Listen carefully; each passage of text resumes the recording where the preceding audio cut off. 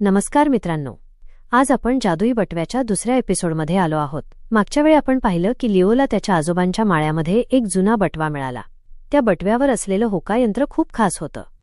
आजोबांनी सांगितलं होतं की जुन्या वस्तूंची काळजी घ्यावी, पण लिओला काय माहीत होतं की हा बटवा त्याला कोणत्या अद्भुत प्रवासाला घेऊन जाणार आहे ते. चला तर मग बघूया लिओ त्याच्या पहिल्या प्रवासात कुठे पोहोचतो आणि त्याला काय दिसतं. लिओ 8 वर्षांचा इतिहासप्रेमी मुलगा आजोबांच्या धूळ भरलेल्या माळ्याची साफसफाई करत असताना त्याला एक गोष्ट सापडली. एक जुना चांबड्याचा मोठा बटवा, ज्याच्या समोरच्या बाजूला एक विलक्षण होकायंत्र जोडलेले होते. त्याने तो हातात घेताच होकायंत्राची सुई वेड्यासारखी फिरू लागली आणि खोलीतील सर्व गोष्टी रंगीत भोवऱ्यात विरघळल्या. गिरकी थांबल्यावर हवा उष्ण आणि दमट होती आणि प्राचीन नेचांच्या पानांचा सुगंध सर्वत्र दरवळत होता. उंच विचित्र झाडे त्याच्या डोक्यावर उभी होती. दूरवरून एक मंद गर्जना ऐकू आली, ज्यामुळे जमीन थरथरली. एका मोठ्या पानामागे लपून लिओने पाहिले आणि तो आश्चर्यचकित झाला.